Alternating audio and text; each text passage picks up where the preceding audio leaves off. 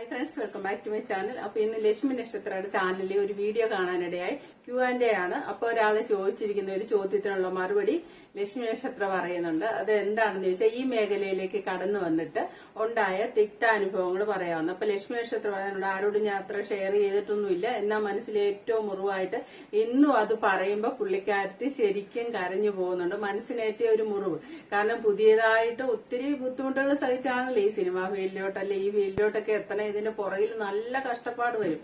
അപ്പൊ അത്രയും സഹിച്ച് മുന്നിലെത്തി എങ്ങനെയെങ്കിലും ഒരു ആങ്കറിങ്, ഒരു അവാർഡിനായിട്ട് അല്ലെ എന്തെങ്കിലുമൊക്കെ ഒരു ആങ്കറിങ് ആയിട്ട് കിട്ടുമ്പോ വളരെയധികം സന്തോഷം. അത് എന്നിട്ട് അങ്ങോട്ട് തകർത്ത് കളയാന്നൊക്കെ പറയുമ്പോൾ സഹിക്കാൻ പറ്റില്ല. ഇന്ന് ഈ ഒരു അവസ്ഥയിൽ ഇപ്പൊ ടോപ്പ് ആയല്ലോ, ഇത്രയും നേട്ടങ്ങളൊക്കെ നേടി നിൽക്കുന്ന സമയത്തും കഴിഞ്ഞുപോയ ആ കാര്യം പറയുമ്പോൾ ലക്ഷ്മി നക്ഷത്ര കരയുന്നുണ്ട്. അപ്പൊ അത് ഇതാണ് സംഭവം എന്ന് വെച്ചാൽ മെയിൻ ഒരു ചാനൽ, മെയിൻ ചാനൽ, ഏറ്റവും മെയിൻ ചാനൽ എന്ന് പറയുമ്പോൾ നിങ്ങൾ ഊഹിക്കുക. അപ്പൊ ലക്ഷ്മി നക്ഷത്ര ഏത് ചാനൽ എന്നൊന്നും പറയുന്നില്ല. മെയിൻ ചാനലിൽ ഒരു അവാർഡ്, സിനിമയുടെ അവാർഡ് ആയിരിക്കുമല്ലോ, അവാർഡ് കിട്ടി. അത് മൂന്ന് പേരാണ് ആങ്കറിങ് നടത്തുന്നത്. അത് ആദ്യം 3 പേരെന്ന് പറഞ്ഞില്ല, കിഷോർ സത്യം ലക്ഷ്മി നക്ഷത്രയും വിളിച്ചു. ലക്ഷ്മി നക്ഷത്ര അന്ന് ആദ്യമായിട്ടൊക്കെ കടന്നു വരുന്ന കുട്ടിയാണല്ലോ. അപ്പൊ ഏതായാലും ഇത്രയും സീനിയറായ ഒരു ആർട്ടിസ്റ്റ് ആണ്, പിന്നെ ആങ്കർ ചെയ്യുന്ന ആളാണ്, പിന്നെ ഫിലിമിലുണ്ട്, എല്ലാത്തിലുമായിട്ട് കിഷോർ സത്യം നമുക്കെല്ലാം അറിയാം, സീരിയലിലുണ്ട്, എല്ലാം ഉണ്ട്. അങ്ങേരുടെ കൂടെ ഇങ്ങനെ കിട്ടുക എന്ന് പറയുന്നത് തന്നെ ഒരു ഭാഗ്യമാണ്. അങ്ങനെ ലക്ഷ്മി നക്ഷത്രയ്ക്ക് കിട്ടുന്നു. അപ്പൊ അവിടെ ചെല്ലുന്നതിന് മുന്നേ അറിഞ്ഞു മൂന്നാമതൊരു വ്യക്തിയുണ്ടെന്ന്. ആ മൂന്നാമതൊരു വ്യക്തി എന്ന് പറയുന്നതിന്റെ പേര് പറയുന്നില്ല, നിങ്ങൾ പുള്ളിക്കാരത്തിന്റെ ചാനലിൽ പോയാൽ ഫസ്റ്റ് കമന്റ് പിൻ ചെയ്തിട്ടുണ്ട്. അത് കിഷോർ സത്യയുടെയാണ്. ആ കമന്റിന്റെ താഴെയൊക്കെ നോക്കിയത് ആരാന്നൊക്കെ അറിയാവുന്നേ ഉള്ളൂ. ഞാൻ പേര് പറയുന്നില്ല. ലക്ഷ്മി നക്ഷത്ര പറഞ്ഞില്ല, പിന്നെ നമ്മൾ പറയേണ്ട കാര്യമില്ല. അപ്പൊ ഏതായാലും ആങ്കറിങ് ചെല്ലുമ്പം ഇത് നമ്മൾ ഉദ്ദേശിക്കുന്ന ഒരു സ്റ്റേജിൽ ഒരു പരിപാടി അവതരിപ്പിക്കുന്നു. അപ്പൊ അവർക്ക് തോന്നിയത് അവര് പറഞ്ഞു, ഇവർക്ക് തോന്നിയത് ഇവര് പറഞ്ഞു. അങ്ങനെയൊന്നും അല്ല ഇതിന്റെ സംഭവം. ഇതിനും ഉണ്ട് ഒരു സ്ക്രിപ്റ്റ്. ഇന്നയാള് ഇന്നത് സംസാരിക്കുക, അവരുടെ ആ ലൊക്കേഷൻ, ആ പറയേണ്ട സമയം എപ്പോഴാന്ന് കറക്റ്റ് ആയിട്ട് പറയും. 3 ആങ്കർ ഉണ്ട്, 3 ആങ്കറിനും പറയാനുള്ള ഡയലോഗുകളൊക്കെ അവർക്ക് പറഞ്ഞു കൊടുക്കും. അല്ലെങ്കിൽ ആ സമയം, ഏത് ടൈമിങ്, അതെല്ലാം കൃത്യമായിട്ട് പറഞ്ഞു കൊടുക്കാറുണ്ട്. അങ്ങനെ റെഡിയായി അവിടെ പോയിരിക്കുമ്പോ ഈ മൂന്നാമത്തെ ആങ്കർ വന്നില്ല. 1 മണിക്കൂർ വെയിറ്റ് ചെയ്ത്, 2 മണിക്കൂർ വെയിറ്റ് ചെയ്ത്, 3 മണിക്കൂറോളം വെയിറ്റ് ചെയ്തപ്പോഴാണ് ഈ ആങ്കർ വരുന്നത്. ലേഡിയാണ് കേട്ടോ. എന്നിട്ട് വന്നപ്പോ തന്നെ ഇത്രയും സീനിയറായ കിഷോർ സത്യ കണ്ടിട്ടും ഈ പുള്ളിക്കാരത്തി വളരെ ആറ്റിറ്റ്യൂഡ് ഇട്ട് ഇങ്ങനെ ഇരിക്കുക ചെയ്യുന്നത്, ജാട ഇട്ടിരിക്കുകയാണ്, അങ്ങനെ പറയാൻ പറ്റുള്ളൂ. അപ്പൊ ആ കിഷോർ സത്യക്ക് അപ്പൊ തന്നെ എന്തോ പോലെ തോന്നി എന്നുള്ള ലക്ഷ്മി പറയുന്നുണ്ട്. അത് കഴിഞ്ഞ് ഇവരുടെ ഇത് തുടങ്ങുന്നു, അവാർഡിനായിട്ട് തുടങ്ങുന്നു. അപ്പൊ ഇവർക്ക് പറയാനുള്ള ഉണ്ടല്ലോ. അപ്പൊ ഓരോരുത്തരായിട്ട് ആ അവസരങ്ങൾ, ആ സമയം വരുമ്പോ അവരുടേതായ ഡയലോഗ്, നമ്മളിത് കേട്ടിട്ടുള്ളല്ലേ, ആങ്കറിങ് നല്ല ഇതായിട്ട് ഇവർ ചെയ്യുമല്ലോ, ഇവര് കൈ നിട്ടൊക്കെ നന്നായിട്ട് ചെയ്യാറുണ്ട്. ശരിക്കും ഷോയെ ഒന്ന് കൊഴിപ്പിക്കുന്ന ആരാണ്? ഇവരല്ലേ. ഓരോരുത്തരെ കുറിച്ചും ഓരോ താരങ്ങൾ കടന്നു വരുമ്പോഴും ആ താരങ്ങളെ കുറിച്ച് നമുക്കറിയാത്തത്രയും കാര്യങ്ങൾ വിവരിച്ച് പറയുക, അങ്ങനെയെല്ലാം പറഞ്ഞ് ഈ ഷോയ്ക്കൊരു കൊഴുപ്പ് കൊടുക്കുന്ന ഇവര് തന്നെയാ. അല്ലെന്ന് നമുക്ക് പറയാൻ പറ്റത്തില്ല. അത്രയും വാക്കുകൾ കൊണ്ട് അമ്മാനമാടി ഇവര് നമ്മളെ കയ്യിലെടുക്കും.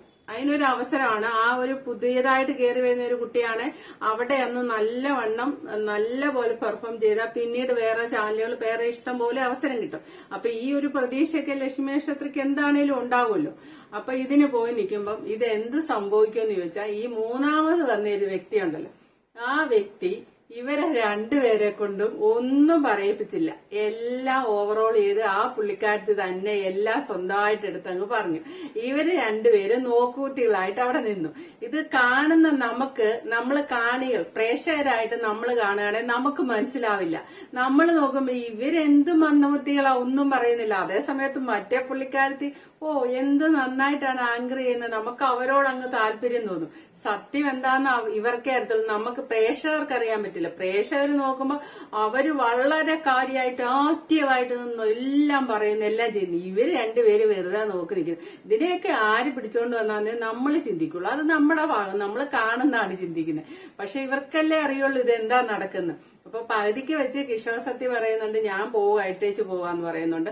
അപ്പൊ ലക്ഷ്മി ആദ്യകാലത്ത് വന്ന ഒരാളായതുകൊണ്ട് ലക്ഷ്മിക്ക് അത് പെട്ടെന്ന് അങ്ങനെ ഇട്ടേച്ച് പോകാൻ, അത് പറയാനുള്ള ധൈര്യമോ അങ്ങനെയൊന്നും ഉള്ളല്ലേ. എന്ത് ചെയ്യണോന്ന് അറിയാമല്ല ലക്ഷ്മി നിൽക്കുന്നു. കിഷോർ സത്യയോട് ലക്ഷ്മി പറയും, എനിക്ക് വേണ്ടി ദയവായിട്ട് നിക്കണം എന്ന് പറഞ്ഞ് പുള്ളിക്കാരത്തി കാല് പിടിച്ചിട്ടാണ് കിഷോർ സത്യ അവിടെ ലാസ്റ്റ് വരെ നിന്നേ. പക്ഷെ ഇതിനകത്ത് പറഞ്ഞൊരു മറ്റൊരു കാര്യമുണ്ട്. ഇതിന്റെ അകത്ത് ഈ ഒരു ലേഡി ആയിട്ടുള്ള ഇവരെ മാത്രം നമ്മൾ കുറ്റം പറഞ്ഞിട്ട് കാര്യമില്ല. ആ ചാനലിനില്ലേ ഇതിന്റെ അകത്ത് ഒരു റോള്, അത് ലക്ഷ്മി പറയുന്നില്ല, ഉണ്ട്. ആ ചാനല് ഈ പറയുന്ന മൂന്നാമത് വന്ന ലേഡിക്ക് വളരെയധികം പ്രാധാന്യം കൊടുക്കുന്നത് കൊണ്ട് മാത്രമാണ് ആ സ്ത്രീക്ക് ഇങ്ങനെ പെരുമാറാൻ പറ്റുന്നത്. അത് നമ്മൾ ഇവിടെ മനസ്സിലാക്കണം.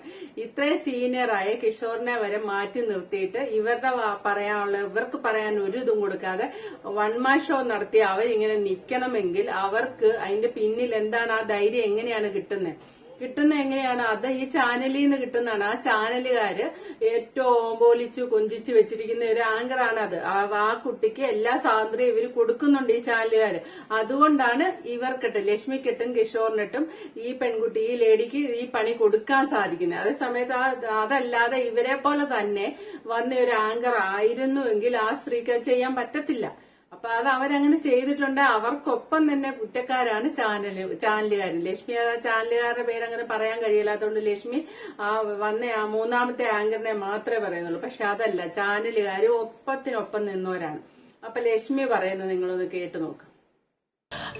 നമുക്ക് മറ്റുള്ളവരുടെ പെരുമാറ്റം നമ്മളെ ടോട്ടലി ലോസാക്കി ഡൗൺ ആക്കി കളയും. ഒരുപാട് വർഷങ്ങൾക്ക് മുമ്പ് വളരെ പ്രമുഖമായിട്ടുള്ള ഒരു ചാനൽ, ഞാൻ ചാനലിൻ്റെ പേരൊന്നും പറയാൻ ആഗ്രഹിക്കുന്നില്ല. ആ ചാനലിൽ അടുപ്പിച്ച് 2 വർഷത്തോളം ഞാനും കിഷോറേട്ടൻ, നിങ്ങൾക്ക് എല്ലാവർക്കും അറിയാം, ടോപ്പ് മോസ്റ്റ് അല്ലെങ്കിൽ സീനിയർ മോസ്റ്റ് ആയിട്ടുള്ള ആക്ടറാണ് പുള്ളി, ആർട്ടിസ്റ്റാണ്, ആങ്കറാണ്. അപ്പം കിഷോറേട്ടനും ഞാനും കൂടെയാണ്, ഒരു വലിയ ഇവൻ്റാണ്, ഒരു അവാർഡ് നൈറ്റാണ്. അപ്പം 2 വർഷം തുടർച്ചയായിട്ട് നമ്മൾ രണ്ടുപേരുമാണ് ആ ചാനലിൻ്റെ ആ ഒരു അവാർഡ് ഫംഗ്ഷൻ ഹോസ്റ്റ് ചെയ്യുന്നത്. അപ്പോൾ വളരെ നല്ല റെസ്പോൺസ് കിട്ടി. അതുകൊണ്ട് തന്നെ 3ാമത്തെ സീസണിലും മൂന്നാമത് ആ ഒരു അവാർഡ് നൈറ്റ് കണ്ടക്ട് ചെയ്തപ്പോഴും എന്നെയും എനിക്കത് എപ്പോഴും പറയുമ്പോൾ എൻ്റെ കൈയും കാലും അങ്ങനെ തളർന്ന് വിഷമമായിട്ടാണ് കേട്ടോ. എന്നെയും കിഷോറേട്ടനെയും തന്നെ കാസ്റ്റ് ചെയ്തു. പക്ഷേ നമ്മളെ ഫോൺ വിളിച്ചപ്പോൾ തന്നെ നമ്മുടെ അടുത്ത് പറഞ്ഞൊരു കാര്യമാണ്, ലക്ഷ്മിയും അതുപോലെ തന്നെ കിഷോർ സത്യം മാത്രമല്ല ഇത്തവണ ഒരാളും കൂടെ ഉണ്ടായിരിക്കും എന്ന് പറഞ്ഞു. ആ ഒരാൾ ഇതുപോലെ തന്നെ വളരെ ഫേമസ് ആയിട്ടുള്ള ഒരു ഹോസ്റ്റാണ്. ഇപ്പോഴും അത് ആലോചിക്കുമ്പോൾ നമ്മളൊന്നും ഒന്നുമല്ലാത്ത രീതിയിൽ പുള്ളിക്കാരി, രഞ്ജിനി ചേച്ചി ഒന്നും ഒരിക്കലും അല്ല കേട്ടോ. രഞ്ജിനി ഹരിദാസ് ആണെങ്കിലും she is a gem actually. Pearle എനിക്ക് പേഴ്സണലി അറിയാം, ജ്വല്ലിൻ്റെ കൂടെ ഞാൻ ഷോ ചെയ്തിട്ടുണ്ട്. പിന്നെ രാജ് കലേഷ്, അതുപോലെ തന്നെ നമ്മുടെ രാജേഷ് കേശവ്, ഇവരൊക്കെ നമ്മൾ അങ്ങോട്ടും ഇങ്ങോട്ടും ഷോ ചെയ്യുമ്പോൾ അത്രയും സ്പേസ് കൊടുത്തിട്ട് നമ്മൾ ഷോ ചെയ്യുള്ളൂ.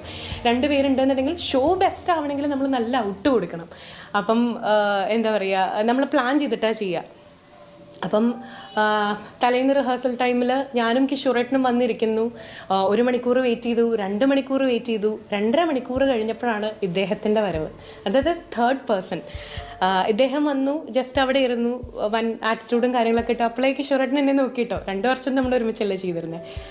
അത് കഴിഞ്ഞ് ഷോവിൻ്റെ അന്ന് ഈവനിങ് നമ്മൾ സ്റ്റേജിലെത്തിക്കഴിഞ്ഞപ്പം പിന്നെ അവിടെ കാണുന്നത് ആക്ച്വലി നമ്മൾ 3 പേരെയും വെച്ച് നോക്കുമ്പോൾ കിഷോറേട്ടനാണ്, കിഷോർ സത്യമാണ് senior most person and actor also, anchor. അപ്പം പുള്ളിയുടെ അടുത്ത് പുള്ളിക്കാരിയാണ് ഒരിക്കലും ഗൈഡ് ചെയ്യുക അല്ലെങ്കിൽ പറയുക, അങ്ങനെയല്ല, ഓവർ റൂൾ ചെയ്യുക. ഇവിടെ നിൽക്കണം, ഞാൻ ഇവിടെ നിൽക്കും, ഞാനായിരിക്കും ഫസ്റ്റ് ഡയലോഗ് പറയുക. ഇങ്ങനെയുള്ള ഒരുപാട് ഇൻസിഡൻസസ് ആൻഡ് സ്ക്രിപ്റ്റ് റൈറ്റേഴ്സ് ഉണ്ട്. അവർ ഓരോരുത്തരും വ്യക്തമായിട്ട് ലക്ഷ്മി നക്ഷത്ര എന്ന് പറഞ്ഞ ആൾ എന്ത് പറയണം, ഈ പറഞ്ഞ ആങ്കർ എന്ത് പറയണം, കിഷോർ സത്യ എന്ന് പറയുന്ന ആങ്കർ എന്ത് പറയണം, ഇതെല്ലാം വ്യക്തമായിട്ട് പറഞ്ഞു തന്നിട്ടുണ്ട്. പക്ഷേ നമ്മൾ പോഡിയത്തിലെത്തി അല്ലെങ്കിൽ സെൻട്രൽ സ്റ്റേജിൽ എത്തിക്കഴിഞ്ഞപ്പോൾ ഞങ്ങൾ 2 പേരും എന്തിനാണ് ആ ഷോയിൽ വന്നേ എന്നുള്ളത് പോലും നമുക്കറിയാത്തൊരവസ്ഥയായി. അത് കാണണവരെ വിചാരിക്കുക നമുക്കൊന്നും അറിയില്ല, അങ്ങനെയായിരിക്കും വിചാരിക്കുക. ആക്ച്വലി നമുക്ക് എലോക്കേറ്റ് ചെയ്തിട്ടുള്ള പോർഷൻ വരെ പുള്ളിക്കാരി ഓവർ റൂൾ ചെയ്യുക. ബാക്ക് സ്റ്റേജിൽ ഭയങ്കര ഒരു ഭരണമായിരുന്നു. ഈ ഒരു സിറ്റുവേഷൻ്റെ ഇടയിൽ ആക്ച്വലി കിഷോറേട്ടൻ, ലക്ഷ്മി ഞാൻ പോവാണ്, I am going to quit, എനിക്ക് ഈ ഷോ കണ്ടിന്യൂ ചെയ്യാൻ പറ്റില്ല. പക്ഷെ അപ്പോഴും ഞാൻ ആ സമയത്ത് അവിടെ എനിക്കങ്ങനെ ഞാൻ ഹാർഡ് വർക്കിലൂടെ നമ്മുടെ പ്ലാറ്റ്ഫോമിൽ നമുക്ക് തുറന്നു കിട്ടിയിട്ടുള്ളൊരു വേദിയാണത്. അപ്പോൾ 2 വർഷവും നമ്മുടെ ഹോസ്റ്റിംഗ് ഇഷ്ടപ്പെട്ടിട്ട് അവർ വിളിക്കുമ്പോൾ നമ്മളതൊരു പ്രിവിലേജ് ആയിട്ടാണ് കാണുന്നത്. പിന്നെ അന്ന് ഇറങ്ങിപ്പോവാനോ അല്ലെങ്കിൽ എനിക്കിത് ക്വിറ്റ് ചെയ്യണം അങ്ങനെയൊന്നും എനിക്ക് പറയാനുള്ളൊരു വോയിസ് വന്നിട്ടില്ല. അപ്പോൾ കിഷോറേട്ടൻ ഇങ്ങനെ പറയുമ്പോൾ ഞാൻ പറയും, കിഷോറേട്ടൻ എനിക്ക് വേണ്ടി ഒന്ന് നിൽക്കൂ. ബാക്ക് സ്റ്റേജിൽ ഞങ്ങൾ 2 പേരും സംസാരിച്ചുകൊണ്ടിരിക്കുക. ഭയങ്കര ഭരണവും നമ്മുടെ കോൺഫിഡൻസ് ലെവൽ ഫുൾ കളയുന്ന രീതിയിലുള്ളൊരു ഷോ ഓഫ് ആയിരുന്നു പുള്ളിക്കാരുടെ ഭാഗത്തുനിന്ന്. ഞാൻ അന്ന് തീരുമാനിച്ചതാണ്, എന്താ പറയുക, ഇനി ഒരിക്കലും ആ വ്യക്തിയുടെ കൂടെ അല്ലെങ്കിൽ ആ കുട്ടിയുടെ കൂടെ നമ്മളൊരു ഷോ ചെയ്യില്ല എന്നും. എനിക്ക് തോന്നുന്നു പിന്നത്തെ സീസണിൽ എന്നെയും കിഷോറേട്ടനെയും വിളിച്ചിട്ടുണ്ടായിരുന്നു, ബട്ട് നമ്മൾ പോയിട്ടില്ല. ഈവൺ ഒരു ബിഗിനർ ആവണമെങ്കിൽ വരെ ഞാനെപ്പോഴും പഠിച്ചിട്ടുള്ളതും ഞാൻ ചെയ്യണമായിട്ടുള്ളൊരു കാര്യം, നമ്മളവരെ മാക്സിമം കംഫർട്ടാക്കണം, നമ്മളവരെ ലിസൺ ചെയ്യണം. അവരും ഒരുപാട് ആഗ്രഹങ്ങളിലൂടെ ആയിരിക്കാം ആ ഒരു പ്ലാറ്റ്ഫോമിലേക്ക് എത്തുന്നത്.